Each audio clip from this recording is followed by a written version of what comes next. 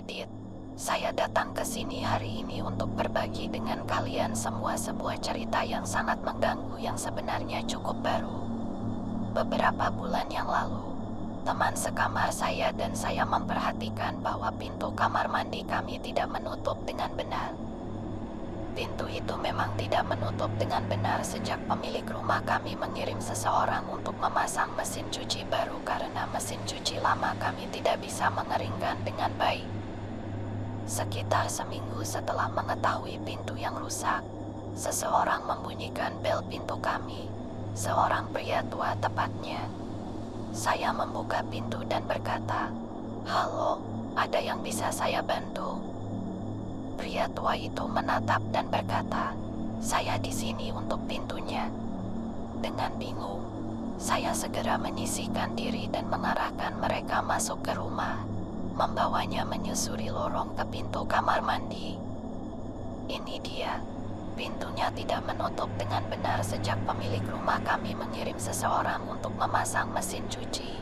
Saya berkata pelan, melihat pintu yang rusak sebelum berbalik menghadap pria di samping saya. Hingga tampaknya bengkok, "Saya akan kembali sebentar lagi." Ia bergumam pelan sebelum keluar dari rumah dan masuk lagi dengan obeng dan beberapa sekrup. "Baiklah, saya akan meninggalkan Anda untuk memperbaikinya," saya menyatakan dengan lembut sambil berbalik menuju ruang tamu untuk menonton TV sampai pekerjaan selesai. Tidak lebih dari 10 hingga 15 menit kemudian, pria tua itu perlahan keluar dari lorong dan memasuki ruang tamu. Pintunya sudah diperbaiki, ia berkata lembut. "Fantastis, terima kasih banyak." Saya mengucapkan terima kasih sebelum berdiri untuk membuka pintu agar ia bisa pergi. Dan dengan itu, ia pergi. Sekarang ini terdengar seperti cerita biasa, kan? Nah, disinilah cerita ini menjadi agak aneh. Hari ini, teman sekamar saya dan saya menemukan bahwa engsel pintu yang sama yang diperbaiki oleh pria tua itu terlepas sepenuhnya dari bingkai pintu.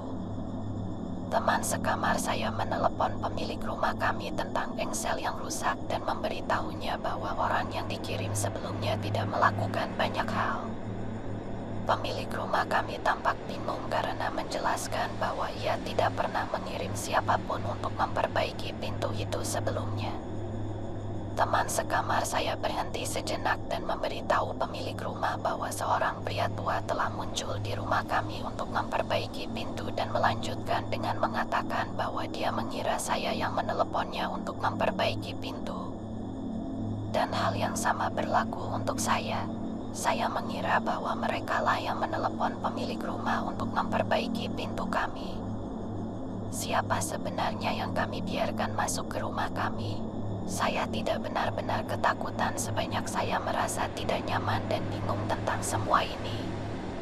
Tapi satu hal yang pasti, saya tidak akan pernah membiarkan orang asing lain masuk ke rumah saya kecuali saya tahu dengan pasti bahwa mereka dikirim oleh pemilik rumah saya.